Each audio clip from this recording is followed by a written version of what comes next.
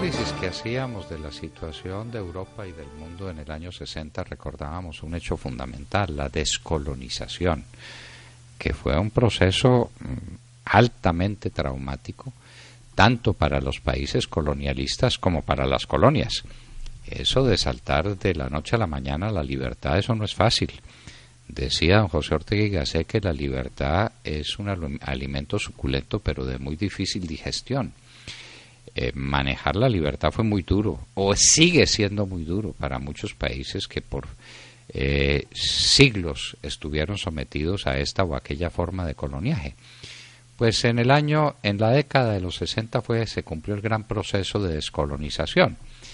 La pregunta era quién iba a reemplazar ese vacío, y ahí fue cuando se lanzó la Unión Soviética a conquistar vastas provincias africanas, a hacerlo a través de partidos comunistas que lo acompañaban, pero hacerlo también a través de la violencia, de la fuerza, y para eso le sirvió como anillo al dedo la necesidad que Fidel Castro tenía de ocupar centenares de miles de hombres que tenía desocupados en Venezuela, y los mandó a la guerra en el África.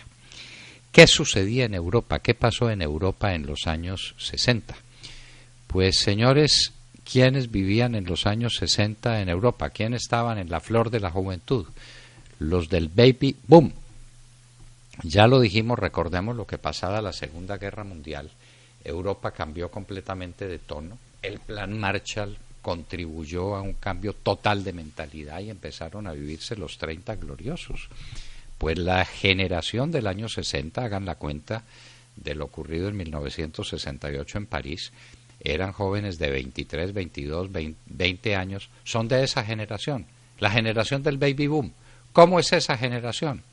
Una generación contestataria, no tenía que olvidar, simplemente no recordaba la Segunda Guerra Mundial porque no la había vivido.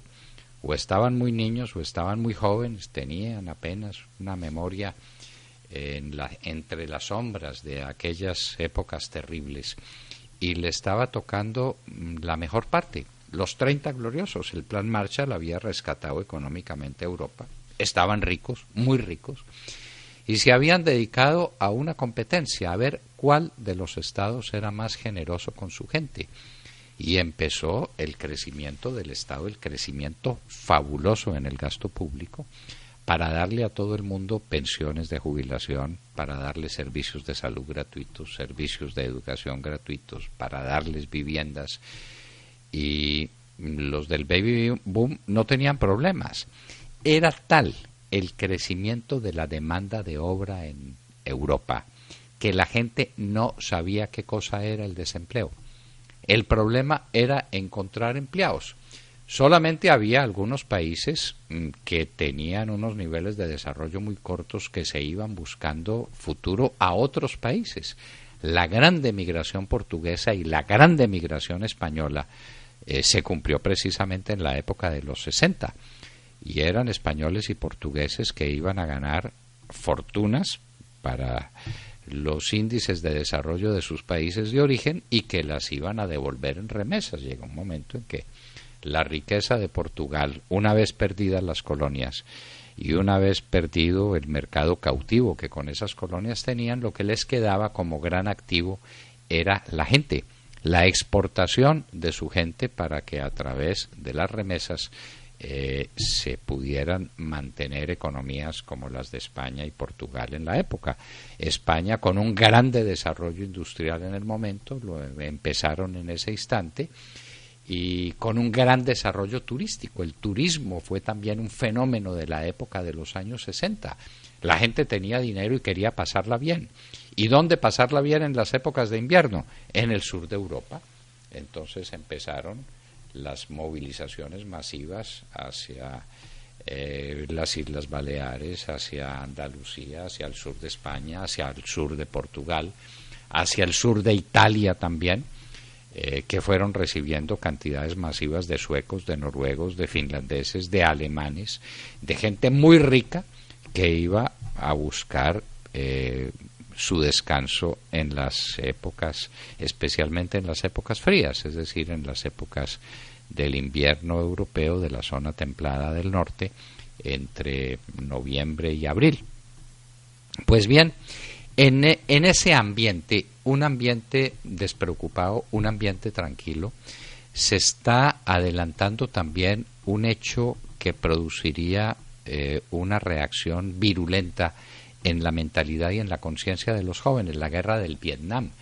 La guerra del Vietnam, más que por su importancia intrínseca, tuvo importancia por lo que proyectaba la sociedad norteamericana. Y algunos compararon la guerra de Vietnam con el Holocausto alemán. Eran los jóvenes del baby boom, jóvenes despreocupados, jóvenes que sabían que tendrían un empleo, que vivían en unas sociedades ricas, a las que se les estaba solucionando todo desde la cuna hasta el sepulcro, estados que competían en cuál daba más ventajas y más garantías a la gente que había nacido en esos territorios.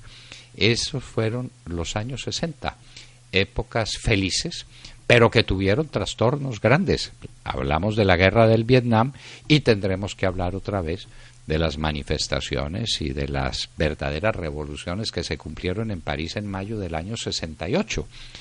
Y ese salpullido penetró a muchos países de Europa que empezaron a tener contestatarios, y contestatarios que inclusive llegaron a Alemania, una Alemania que estuvo muy silenciosa y muy callada en los años 50, mientras crecía, mientras se volvía más poderosa, y ya en los años 60 Alemania era el país más fuerte de Europa, la Alemania vencida, la Alemania derrotada, la Alemania vuelta a pedazos con el gobierno de Adenauer, que duró mucho tiempo, con el profesor Erhard, que lo sucedería después en la Cancillería, pero que fue su elemento vital en los planes de desarrollo económico alemán. Una Alemania muy rica y una Europa que decía, bueno, ¿y cuál es mi destino? El destino de Europa no podía estar en parte distinta que en Europa misma. Europa se tenía que unir y Europa empezaba a dar los primeros pasos hacia la gran conformación de la Unión, que le daría nuevas formas de vida y de impulso. Empezaron las grandes negociaciones, las grandes transacciones de capital entre los países europeos, y una Gran Bretaña que sí era y que no era europea, y que luego en el momento del euro diría que no al euro, y que en el momento del mercado libre lo apoyaba en veces, no lo apoyaba en otras. Francia imponía sus condiciones en el campo de la producción agrícola y de las exportaciones de productos agrícolas. Enormes, gigantescas cantidades de dinero llovían para un campesinado que era cada vez más decisivo en el terreno político. La Europa de los años 60, época feliz, sin embargo sacudida por los trastornos de París y sacudida por una nueva generación, la generación del baby boom, que no ha conocido de penurias, que no ha sabido sino de conquistas, que tiene un horizonte al frente y que se vuelve contestataria con unos padres demasiado conservadores a su juicio, porque sabían el precio de no ser conservadores. La Segunda Guerra Mundial se lo recordaba. Era la historia que le recordábamos a ustedes desde aquí, desde la hora de la verdad, cuando hablábamos de los años 60 en el mundo.